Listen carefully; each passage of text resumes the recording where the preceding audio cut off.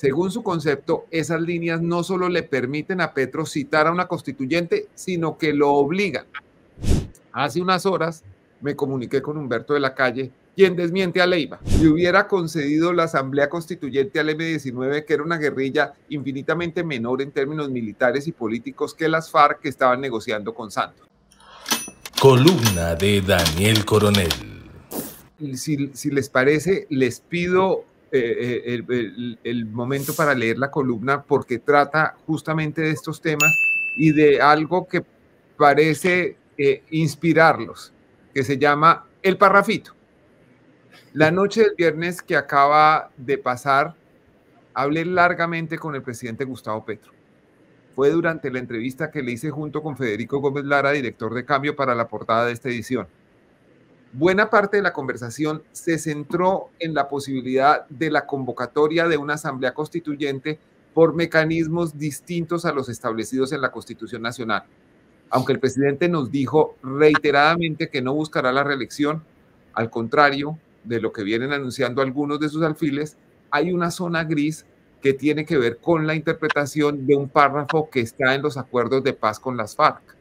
En la página 7 del acuerdo final de paz, firmado entre el gobierno de Colombia y las FARC el 12 de noviembre de 2016, está ese párrafo que dice, abro comillas, ustedes lo pueden ver, el gobierno de Colombia y las FARC-EP, con el ánimo de consolidar aún más las bases sobre las que edificará la paz y la reconciliación nacional, una vez realizado el procedimiento de refrendación, convocarán a todos los partidos, movimientos políticos y sociales y a todas las otras fuerzas vivas del país a concertar un gran acuerdo político nacional. Ustedes ven que el original está en mayúsculas. Gran acuerdo político nacional encaminado a definir las reformas y ajustes institucionales necesarios para atender los retos que la paz demande, poniendo un nuevo marco de convivencia política y social.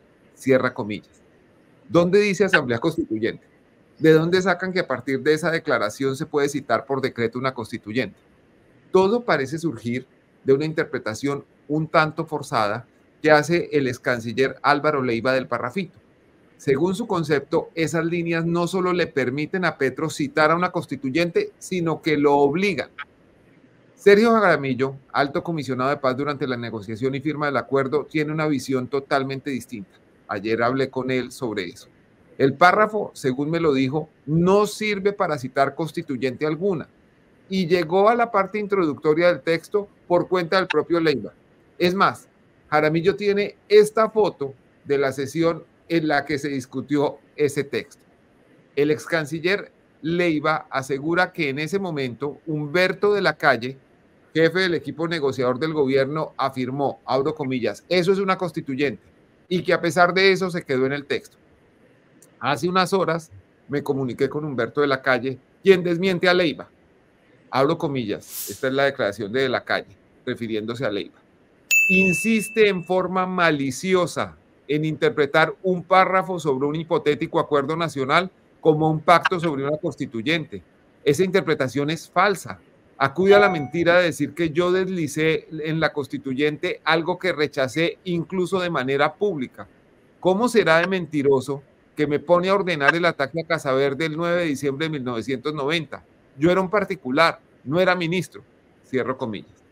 Evidentemente, de la Calle solo fue nombrado ministro de gobierno días después del ataque a Casa Verde. Más allá de esa imprecisión, quiero compartirles un recuerdo de la época. El 2 de octubre de 2016, el plebiscito por la paz convocado por el gobierno de Juan Manuel Santos fue derrotado en las urnas por un estrecho margen. El triunfo electoral del no envió al limbo el proceso de paz con las FARC. Por razón de mi trabajo aquí en Univisión, tuve que viajar 10 días después a La Habana, Cuba. Me acompañó la periodista Lourdes Torres y nuestro propósito era lograr la autorización del Ministerio de Relaciones Exteriores de Cuba para abrir una corresponsalía en ese país, lo cual no pudo concretarse. Para aprovechar el viaje, hablé con varios de los negociadores de las FARC, incluyendo Iván Márquez, a quien le hice una entrevista que fue publicada en Estados Unidos y en Colombia. Allí Márquez me dijo que era urgente lograr la fórmula para salvar el proceso porque podría pasar del limbo al infierno. Ahí está el video por si alguien quiere ver un fragmento importante que pasó en Noticia Azul. Esa noche del reportaje, caminamos por el jardín del Hotel Nacional en El Vedado, en La Habana, y me contó que él hubiera preferido que el mecanismo refrendatorio fuera una asamblea constituyente y no un plebiscito, pero que las FARC no habían logrado imponer el mecanismo en la mesa de negociación. Márquez comentó que le parecía increíble que el gobierno de César Gaviria, 25 años antes, le hubiera concedido la Asamblea Constituyente al M-19, que era una guerrilla infinitamente menor en términos militares y políticos que las FARC que estaban negociando con Santos. Le respondí que la situación de Colombia en 1991 era totalmente distinta, que el M-19 ya había firmado la paz cuando se citó la Constituyente y que la refrendación de ese proceso posiblemente no era la única ni la principal causa del llamamiento a la Asamblea. Como sea, Márquez aceptaba que para ese momento, repito, mediados de octubre de 2016, la prioridad era salvar la paz y que ya no tenía caso hablar de Asamblea Constituyente. Si las FARC un mes antes habían descartado la Constituyente, ¿por qué tendrían que revivirla en noviembre cuando firmaron el acuerdo final? En un reciente video de esta semana, Iván Márquez respaldó la iniciativa del presidente Petro en estos términos, abro comillas: vamos a rescatar la majestuosidad del constituyente primario, que es el pueblo. Él es la legítima autoridad, cierra comillas. Sin embargo, el ahora disidente de las desmovilizadas FARC no dijo que la convocatoria a la Asamblea fuera parte del acuerdo de paz en cuya negociación participó. Hace unas horas hablé también con Rodrigo Londoño, llamado Timochenko, cuando comandaba las FARC, y me contó que en las discusiones internas de ese grupo, cuando empezaba el proceso de paz, él se opuso a presentar la idea de la Asamblea Constituyente porque le parecía que los resultados de ese mecanismo podían salir mal y que en todo caso eran inciertos y riesgosos. Sin embargo, relata Timochenko que Iván Márquez y Jesús Santrich le ganaron y por eso la iniciativa de la Constituyente llegó a la mesa de negociación con el gobierno, donde finalmente fue derrotada. Londoño, o Timochenko, como lo llama alguna gente, puntualiza que para él es claro que el acuerdo de paz no menciona expresamente que se pueda citar a una constituyente. Agregó que esa es una interpretación interesada del texto y dijo además que ese interés no es necesariamente malo. Juan Fernando Cristo, ministro del Interior por los días de la firma del acuerdo, afirma, abro comillas: durante las negociaciones de La Habana, la idea de la constituyente solo estuvo en la cabeza de Márquez y Leiva.